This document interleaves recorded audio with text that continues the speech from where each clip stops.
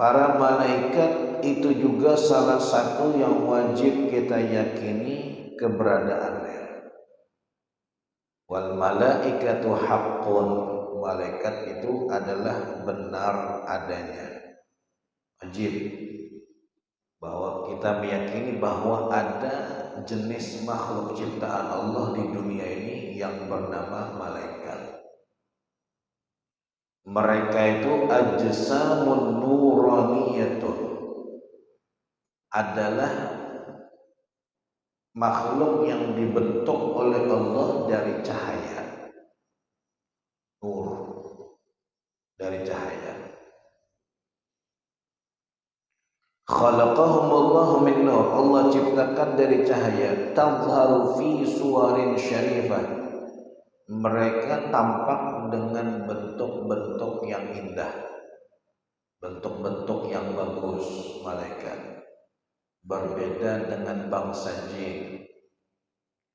Bangsa jin itu mayoritas bentuknya agak seram karena tercipta dari api.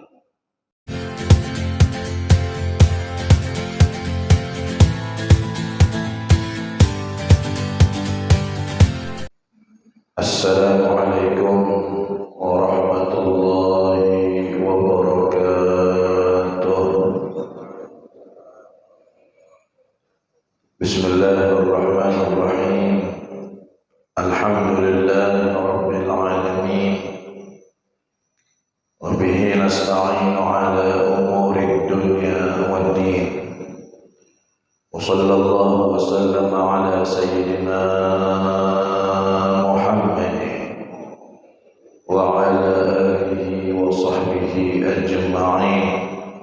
Subhanaka la ilma lana illa ma 'allamtana innaka antal alimul hakim. Rabbi shrah li sadri wa yassir li amri wahlul 'uqdatam min lisani yafqahu qawli bijahi nabi wa alihi wa sahbihi amma ba'd. Alhamdulillah, puji syukur kita haturkan kehadirat Allah Subhanahu wa taala atas limpahan nikmat yang berupa nikmat umur, nikmat sehat wal afiat, nikmat taufik serta nikmat hidayah, sehingga kita dihantarkan oleh Allah bisa kembali beriktikaf duduk di masjid yang mulia ini, melaksanakan kewajiban kita sholat subuh yang alhamdulillah kita laksanakan secara berjamaah. Kita lanjutkan dengan majelis ta'lim. Mudah-mudahan sholat kita, majelis kita, ilmu yang kita dapatkan semuanya diterima oleh Allah Subhanahu wa taala dan dilimpahkan keberkahannya. Amin ya rabbal alamin. Salawat serta salam tidak lupa pula kita haturkan kehadiran junjungan kita baginda Nabi kita Nabi besar Muhammad sallallahu alaihi wa ala alihi wa sahbihi wasallam, dan juga kepada keluarga Rasulullah, sahabat-sahabat Rasulullah, dan orang-orang yang ada di jalan baginda Nabi besar Muhammad sallallahu alaihi wa ala alihi wa sahbihi wasallam sampai hari kiamat nanti. Amin ya rabbal alamin. Hadirin dan hadirat jamaah yang dimuliakan Allah Subhanahu wa taala, melanjutkan kembali pelajaran kita yang kita baca dari kitab Risalatul Jami'ah yang dikarang oleh Al-Habib Ahmad bin Zain Al-Habsyi.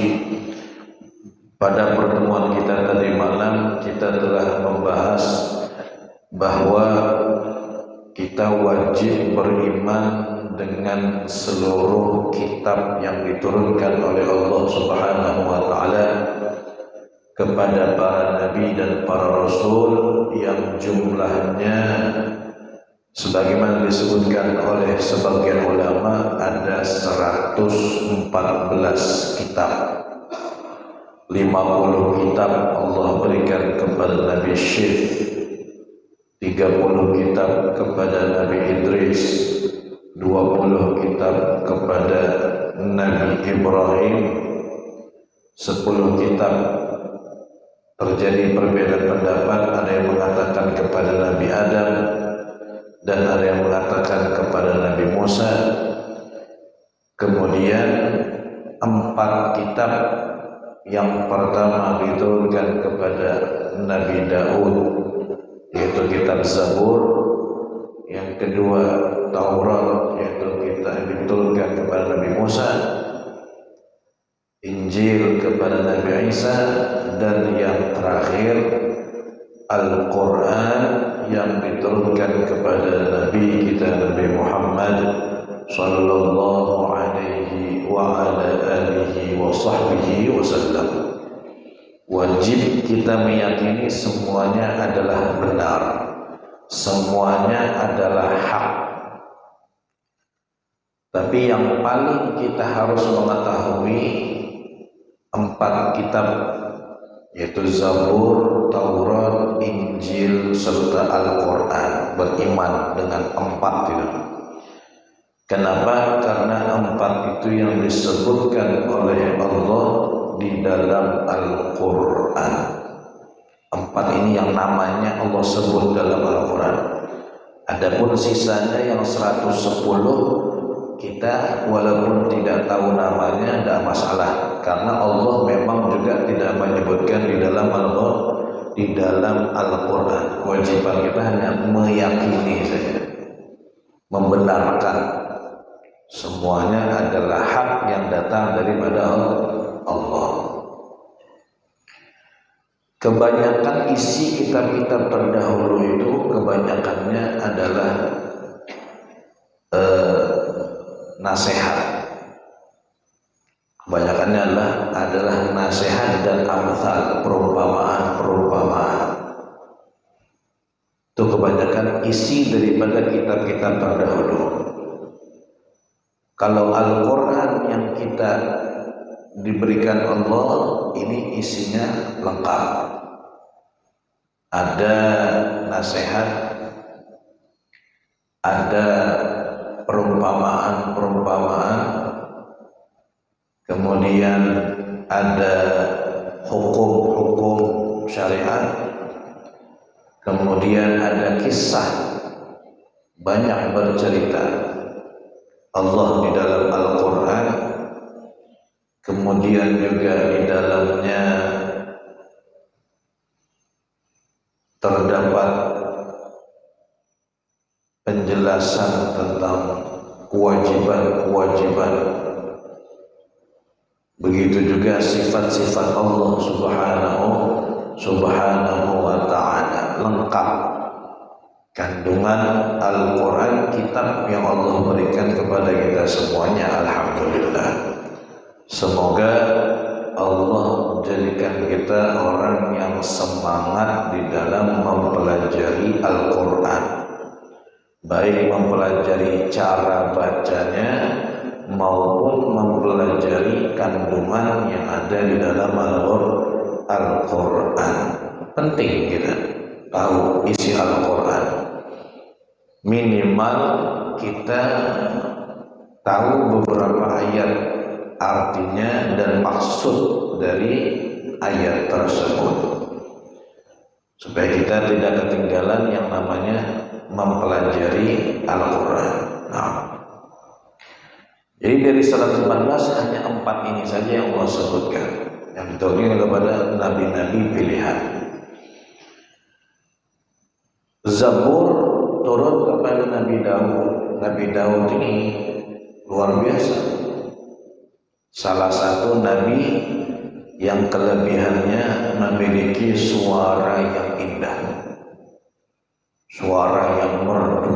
Nabi Daud sampai disebutkan Nabi Daud itu kalau membaca Zabur itu ada lahan tersendiri, ada lagunya. Kayak kita baca Al-Quran itu ada kori-kori itu, tilawahnya. Nabi Daud juga begitu, kalau membaca Zabur indah sekali. Saking indahnya itu Nabi Daud sampai kalau beliau membaca Zabur dengan suaranya itu jangankan manusia, binatang pun berhenti sekedar ingin mendengarkan suara Nabi Daud. Burung yang terbang akan berhenti kalau sudah Nabi Daud membaca Zabur, bahkan sampai angin pun berhenti mendengarkan keindahan bacaan Nabi Daud. Indah luar biasa, tapi tetap kalah indah dengan suara Nabi Muhammad sallallahu alaihi wasallam. Segala yang dimiliki oleh nabi-nabi yang lain, kelebihan-kelebihan yang ada dalam nabi-nabi yang lain, itu hanya sepercik saja dari apa yang dimiliki oleh Rasulullah SAW. Bahkan keistimewaan nabi-nabi yang lain itu diambil dari Rasulullah. Hanya saja Nabi Muhammad itu tidak ditampakkan yang sisi itunya oleh Allah Subhanahu wa taala. Rasulullah suara lebih indah, paling indah suara Nabi dibanding nabi-nabi yang lain, bahkan Nabi Daud. Tapi Allah tidak tampakkan sisi itunya di dalam diri Nabi. Rasulullah lebih indah wajahnya daripada nabi-nabi manapun, termasuk Nabi Yusuf alaihissalam. Tapi Allah tidak tonjolkan sisi itunya. Yang Allah tonjolkan dari Nabi kita adalah akhlaknya, perangainya, adabnya, budi pekertinya. Itu yang ditonjolkan oleh Allah dari Nabi SAW, sampai Allah memuji, wa innaka la'ala khuluqin azim. Sungguh benar-benar engkau wahai Muhammad berada di atas budi pekerti yang agung. Masya Allah. Beruntungnya kita menjadi salah satu umat Nabi Muhammad SAW. Al-Quran sebagai penutup kitab-kitab yang Allah turunkan, dan dia merangkum semua yang kitab Allah turunkan dari awal sampai akhir. Alhamdulillah. Kemudian para malaikat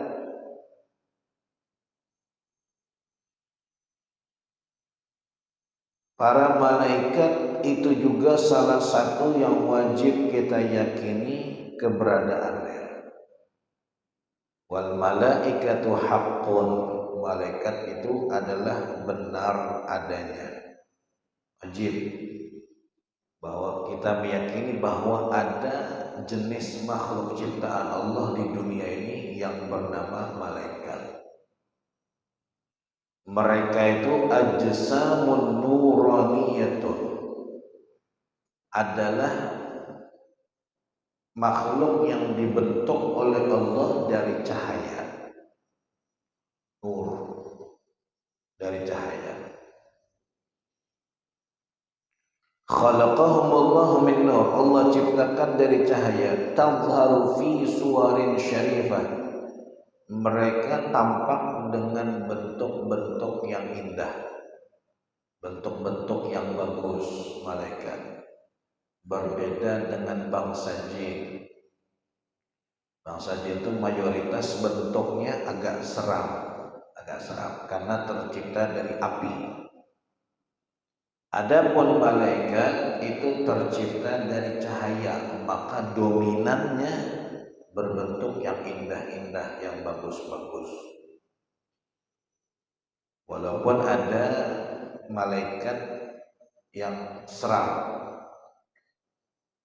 Allah jadikan bentuknya seram memang. Kenapa? Memang sesuai dengan tugasnya.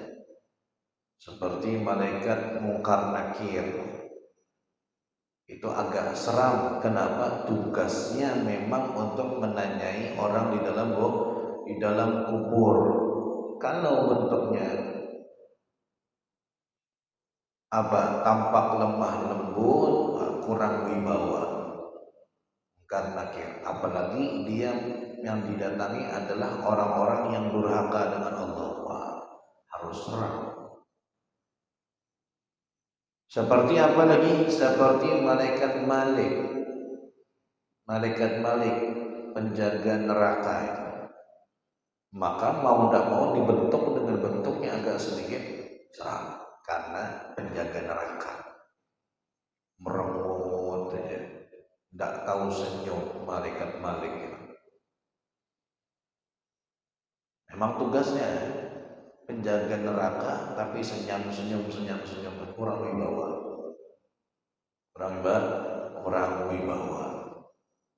Tapi aslinya dominannya malaikat semua itu dalam bentuk yang indah, dalam bentuk yang baik, karena dari cahaya. La yakuluna wa la yashrabun wa la yanamun. Mereka para malaikat ini bedanya dengan kita manusia. Malaikat ini tidak tahu makan, tidak tahu minum, tidak tahu tidur. Kalau kita makan, minum, tidur, itu sifat kita manusia. Malaikat tidak pernah makan, tidak membutuhkan makan memang. Minum juga tidak membutuhkan minum. Tidur, tidak pernah tidur.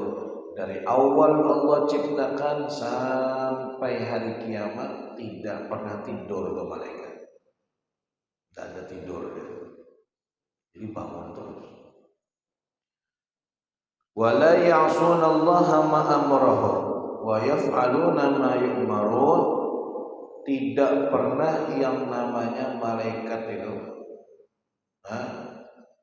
menentang perintah Allah, tidak pernah. Dia selalu tunduk dan selalu menuruti apa perintah Allah. Tidak pernah malaikat bertindak sendiri, dan karena malaikat itu tidak ada nafsu. Dia tidak diberikan nafsu oleh Allah, malaikat. Jadi geraknya, diamnya murni perintah Allah. Tidak akan dia bergerak kecuali perintah Allah, dan tidak juga diam kecuali perintah Allah. Itu malaikat. Beda dengan manusia. Manusia ini ada nafsu, jadi punya keinginan sendiri, bergerak sendiri dengan keinginannya. Kekuatannya dari Allah. Jadi potensi untuk bertentangan dengan perintah Allah besar, karena ada nafsu dari. Jadi tidak gampang. Makanya ada diceritakan malaikat yang protes dengan Allah. Ya Allah, ngapain menciptakan manusia? Ya dikasih ini dikasih itu, tapi tuh kerjaannya bermaksiat terus, melanggar perintah. Kok ada ciptaan yang begitu ya Allah? Kata Allah, kamu tidak tahu rasanya jadi manusia. Kamu tidak tahu rasanya ada nafsu dalam dirimu. Coba kalau seandainya kamu diberi nafsu, menjaminlah kira-kira kamu tidak seperti mereka ya. Nafsu berat. Akhbath min sab'ina syaitan. Lebih jelek nafsu kita itu dibanding 70 syaitan. Ini syaitan menggoda kita dari kanan, kiri, atas, bawah, depan, belakang. Jumlahnya 70, itu kalah masih dengan satu nafsu yang ada di dalam diri kita. Makanya ulama mengatakan lebih gampang mengukir batu ketimbang mengukir manusia. Ada batu keras diukir, dibuat patung atau dibuat dengan berbentuk apa, itu gampang ketimbang membentuk manusia. Kenapa? Batu itu sekeras-kerasnya dia tidak bisa melawan. Kita putar kanan, kita putar kiri, kita balik-balik. Tidak ada nafsu dia, tidak ada tidak ada keinginan sendiri, tidak ada. Murni nurut sama yang di tangannya, kan gitu. Itu batu, sekeras apapun itu. Tapi kalau manusia ada nafsu, kita suruh ke kanan, ke kiri dia. Kita suruh ke bawah, ke atas. Kita suruh ke depan, ke belakang. Jadi bermuamalah dengan nafsu itu harus pelan-pelan. Ambil sisinya sini, gagal cari sisi yang lain. Wah, pokoknya harus apa? Dengan siasat yang bagus. Bilanya siasatnya salah, maka nafsu itu bukannya tambah tunduk, tapi malah tambah melawan. Itu sifat nafsu manusia. Makanya ketika menasehati orang itu harus tepat waktunya, tepat keadaannya. Jangan sampai nafsu dengan nafsu ketemu, tidak bakal bagus, tidak bakal jadi baik. Harus nafsunya tadi diambil pelan-pelan, baru dikasih nasihat, baru bisa masuk. Kalau tidak bisa, nafsu namanya. Kalau sudah nafsu itu tidak cocok, walaupun dia yakin yang disampaikan orang itu benar, dia tidak mau nurut. Kenapa? Nafsunya tidak cocok sudah.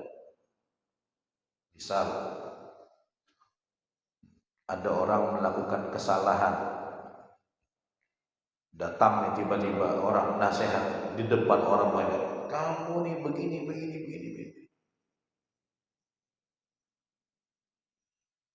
Tahu dia yang dikasih tahu orang itu benar. Tapi karena tidak pas waktunya di hadapan orang banyak, maka nafsunya akan melawan. Walaupun dia yakin itu benar, ditolak. Tidak, tetap punya saya yang betul.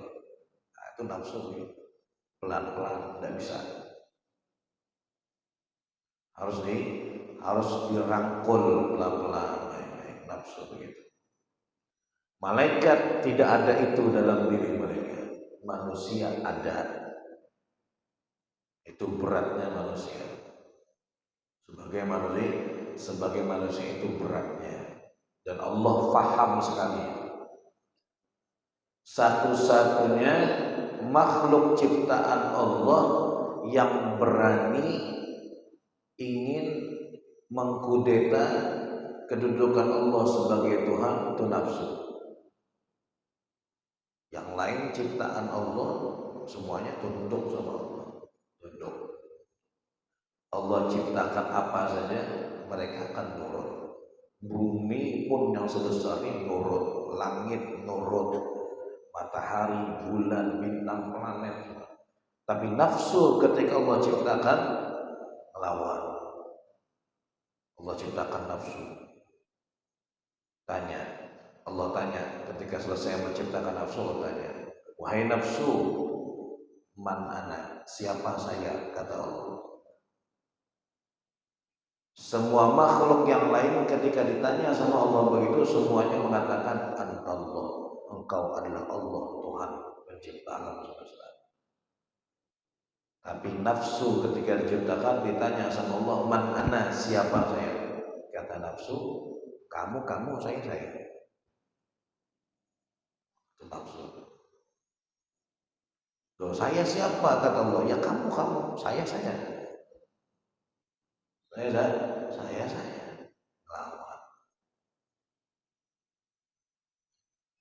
Sampai akhirnya Allah tenggelamkan di laut kelaparan, dibuat lapar sama Allah, sampai pada titiknya sudah lapar dahsyat itu nafsu, baru nurut, siapa saya, engkau Allah.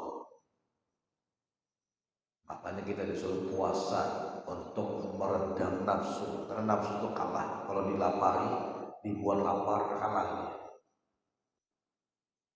terus menerus. Tapi maka ada syariat puasa untuk mengendalikan hawa nafsu. Musuhnya lapar aja.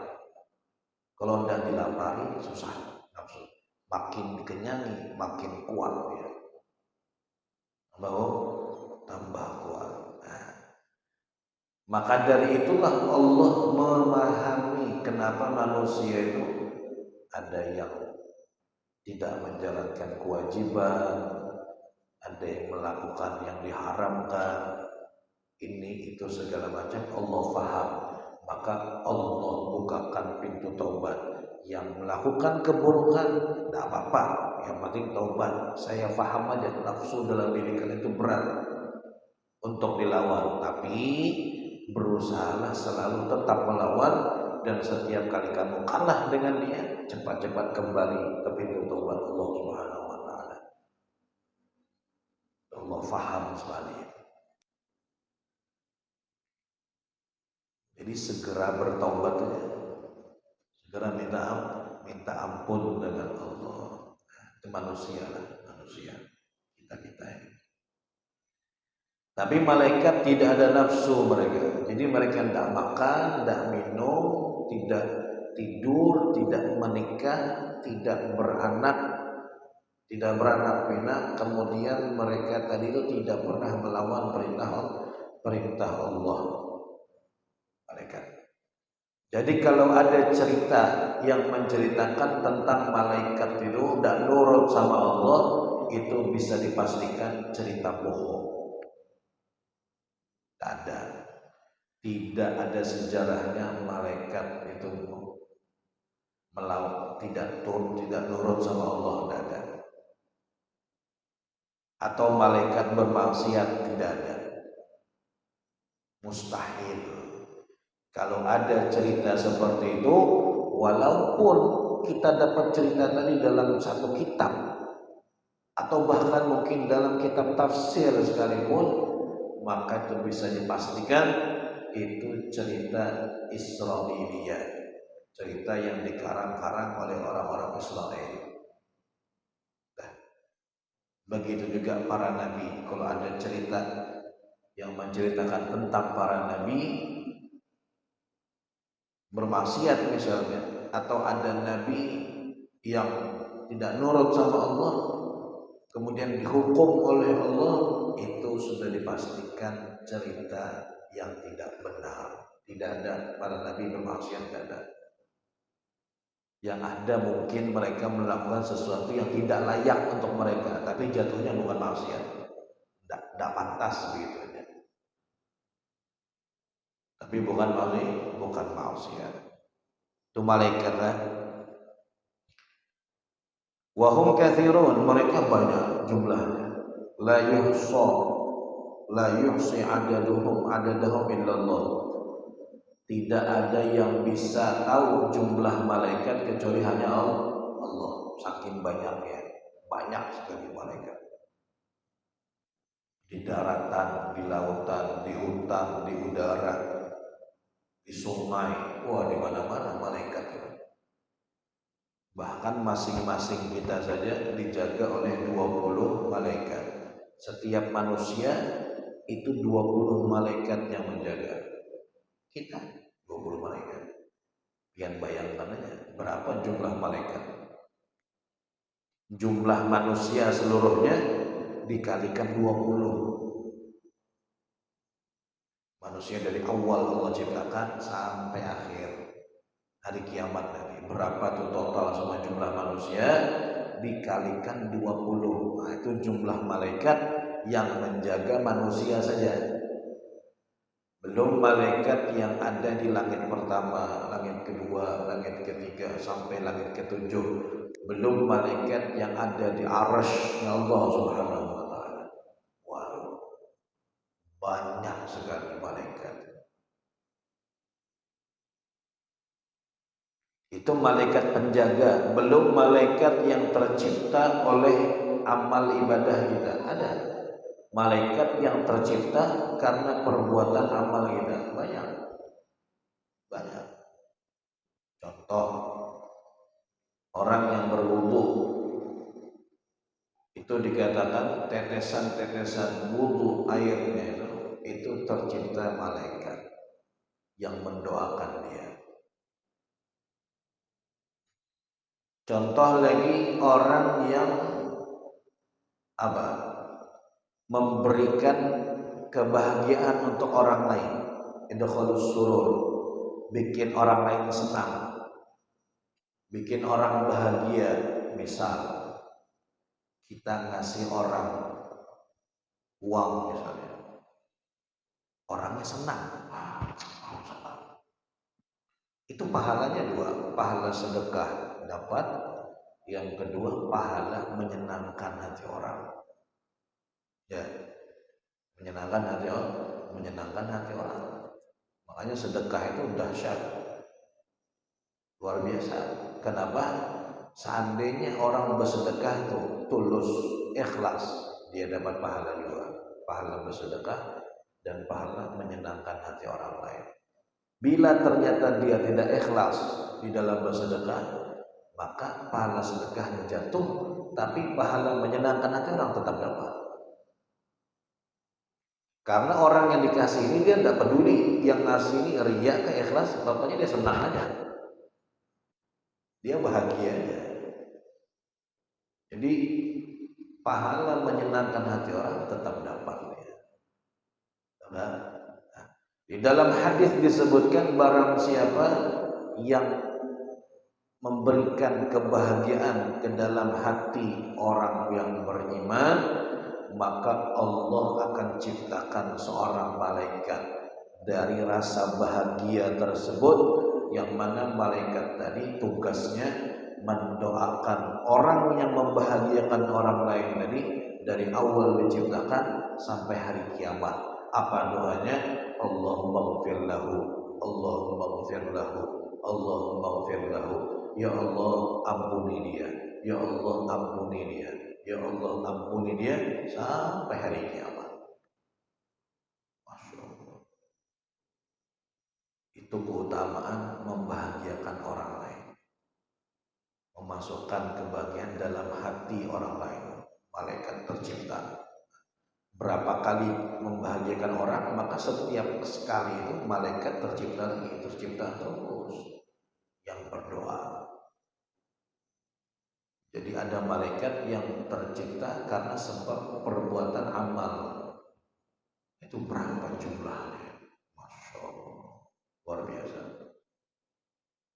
Maka tidak ada yang tahu jumlahnya kecuali Allah, malaikat. Cuma yang wajib kita ketahui dan kita yakini dari malaikat yang sebanyak itu 10. 10 pimpinan-pimpinannya. Malaikat Jibril, Mikail, Israfil, Israel, Munkar, Nakir, Raqib, Atid, Malik, Ridwan. Kalau bisa tahu dengan tugas-tugasnya, lebih baik. Hafal dan tahu tugas-tugasnya, lebih baik. Malaikat Jibril membawa wahyu, Mikail yang mengatur hujan dan rezeki, Israfil yang tugas meniup sangkakala 2 kali dalam seumur hidup, tugasnya 2 kalinya, meniup tiupan pertama dan meniup tiupan kedua. Israfil. Israel mencabut nyawa. Munkar Nakir yang datang ke kubur bertanya pertanyaan kubur. Raqib Atid yang mencatat amal baik dan amal buruk. Malik penjaga neraka, Ridwan penjaga surga. Itu yang 10 yang wajib kita yakini. Apakah wajib hafal? Tidak wajib hafal. Yang penting ketika nama mereka disebut, kita tidak mengingkari mereka sebagai malaikat. Tapi kalau hafal lebih baik. Jibril, Mikail, Israfil, kan sedikit 10 aja. Dan itu sudah kita ketahui sejak kita kecil dulu. Masa tidak hafal-hafal. Dan masing-masing mereka punya anggota. Malaikat Jibril ada anggotanya, Mikail ada anggotanya, bukan dia yang bergerak sendiri, nyuruh-nyuruh aja, hujan sana, pergi, anggotanya, tebarkan rezeki di sana. Malaikat Israel mencabut nyawa, juga anggotanya banyak, bosnya. Begitu juga malaikat-malaikat yang lain, termasuk malaikat Malik, itu kan penjaga neraka, yang menyiksa di dalam neraka itu beda lagi anggotanya, namanya malaikat Zabaniyah. Malaikat Zabaniyah nanti kita bahas ketika menyebutkan surga dan neraka. Surga dan neraka. Wal malaikatu haqqun, dan malaikat itu benar adanya. Tidak ada malaikat. Apakah bisa kita melihat malaikat dengan bentuk aslinya? Susah, tidak bisa kayaknya. Kita melihat jin dengan bentuk aslinya saja tidak bisa. Tidak ada sejarahnya manusia bisa melihat jin dengan bentuk aslinya. Tidak ada. Kenapa? Al-Quran yang berbicara, innahu yarawnahu huwa wa qabiluhu min haitsu la tarawnahum, kata Allah. Mereka bisa melihat kalian, tapi kalian tidak bisa melihat mereka. Jadi kalau ada orang mengatakan saya pernah melihat jin dengan bentuk aslinya, berarti dia bertentangan dengan Al-Quran, bahaya. Jadi yang bisa dilihat manusia dari bangsa jin itu mesti bukan bentuk asli, pasti. Tidak ada orang yang pernah melihat jin dengan bentuk aslinya, sesakti apapun dia. Kenapa? Al-Quran sudah menghalangi itu, tidak bakal bisa. Al-Quran tidak bisa dilawan. Jadi bohong kalau orang mengatakan melihat jin dengan bentuk asli. Satu di antara dua. Kalau tidak, dia bohong, atau dia tidak tahu bahwasanya itu bukan bentuk aslinya. Karena jin ini raja dusta, pembohong ulung, itu jin. Ini jangan percaya. Jangan percaya. Dia bilang, wah ini bentuk asli saya, bohong. Pasti. Manusia sekali berbohong, jin bisa 4.000 kali bohongnya. Pembohong belum, jin sifatnya. Jadi misal, makanya kalau kita lihat praktisi ruqyah yang meruqyah orang, itu jinnya dilawan sama mereka, dilawan. Saya pernah tanya, kok berani? Bohong dia itu, bohong. Merasuki orang. Kamu siapa? Saya raja.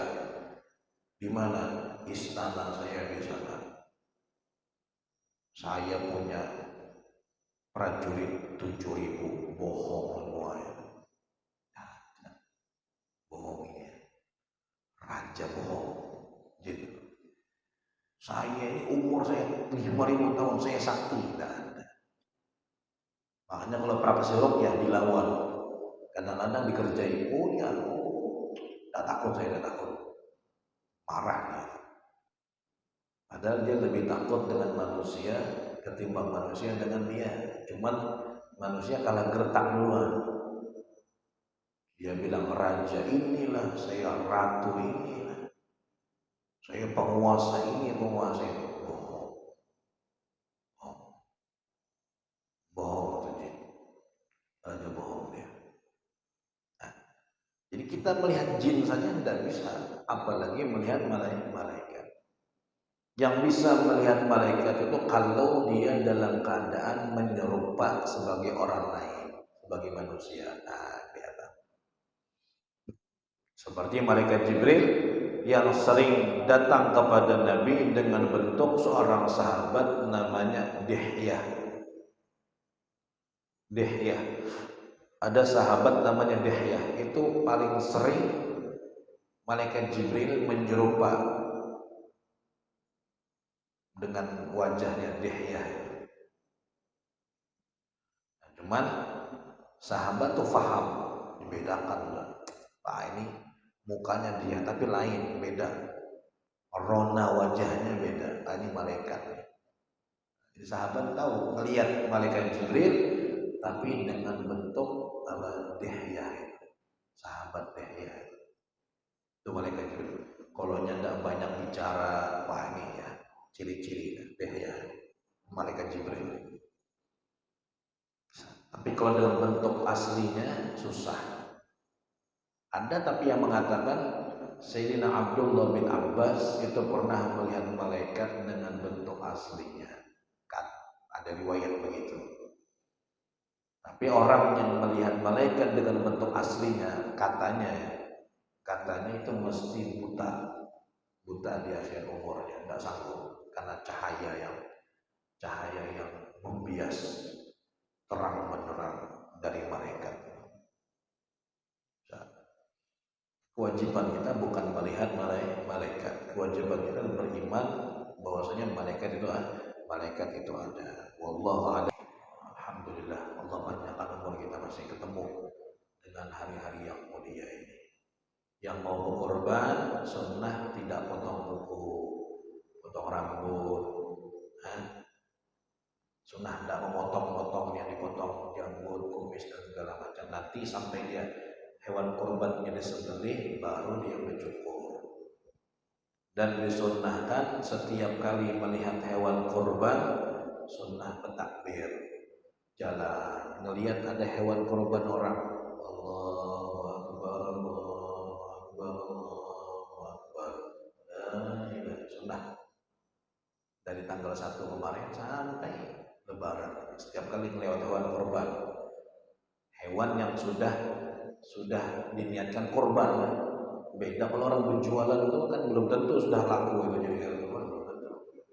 Kalau itu repot. Tiap kali jalan melihat orang berjualan bertakbir, lihat orang berjualan bertakbir. Yang sudah tahu ini kurbannya si bulan ini ada, takbir. Sunnah hukumnya bertakbir setiap kali melihat hewan melihat atau melewati hewan kurban. Tapi takbir seorang aja harus ada domik kenyaringan kira bingung orang. Yang domiknya nanti pas hari Arafah tanggal 9 tahun ini, kita hari raya insyaallah hari Senin, hari Ahad itu ba'dal asar, baru bertakbiran di masjid ba'dal asar sampai 4 hari ke depan, hari raya, hari tasyrik 3 hari. Asar hari tasyrik terakhir baru selesai waktu bertakbir. Mudah-mudahan Allah Subhanahu wa taala berikan taufik dan hidayah kepada kita untuk bisa menghidupkan 10 hari yang pertama di bulan Dzulhijjah, khususnya dengan berbagai macam ibadah. Ingatlah setiap amal pian nih, mumpung di 10 ini, setiap amal sekecil apapun lipat gandaannya 700 kali lipat minimal. Ada yang mengatakan seperti orang yang beramal selama 1 bulan per amal soleh. Jadi jangan dibuang-buang, jangan disia-siakan 1-10. Ada majelis, hadiri majelis, ada sholat di masjid berjamaah, hadir sholat berjamaah di masjid, sholat sunnah dan segala macam. Insyaallah Allah berikan keberkahan untuk kita semuanya, mempanjangkan umur, sehatul afiah, Allah mudahkan dalam segala urusan, khususnya urusan akhirat, urusan agama kita. Semoga Allah berikan kita rezeki yang berlebih untuk bisa melaksanakan menyembelih hewan kurban pada tahun ini. Amin ya rabbal alamin. Dan kita doakan para jamaah haji semuanya sehat, afiat, Allah lancarkan, Allah mudahkan, Allah hilangkan segala penghalang dan kesusahan, Allah tunaikan haji mereka, Allah terima setiap manasik dan masyair yang mereka jalankan ada di sana, pulang dalam keadaan membawa haji yang mabrur. Mudah-mudahan doa-doa yang mereka panjatkan khususnya untuk kemaslahatan umat Nabi Muhammad, Allah angkat, Allah dikabulkan oleh Allah Subhanahu wa taala. Amin ya rabbal alamin. Ala jami'a wa kulli man nabi sallallahu alaihi wa hadratin Nabi Muhammad sallallahu alaihi wasallam. Al-Fatihah.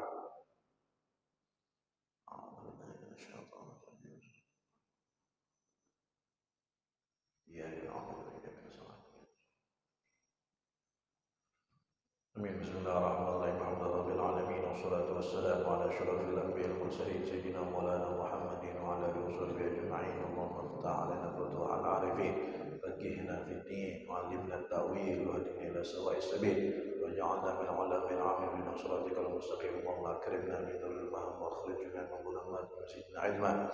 ربنا آتنا في الدنيا حسنة وفي الآخرة حسنة وقنا عذاب النار. صلى الله على سيدنا محمد وعلى آله وصحبه وسلم والحمد لله رب العالمين. Ini dari saya, kurang lebihnya minta maaf, minta halal kepanjangan kelewatan waktunya, mohon maaf, ta'ala dari Allah. Sebagaimana biasanya kita sholat isyraq dulu berjamaah, baru bersalam-salaman. Hadza minni wa 'afumikum, tsumma assalamu alaikum warahmatullahi wabarakatuh.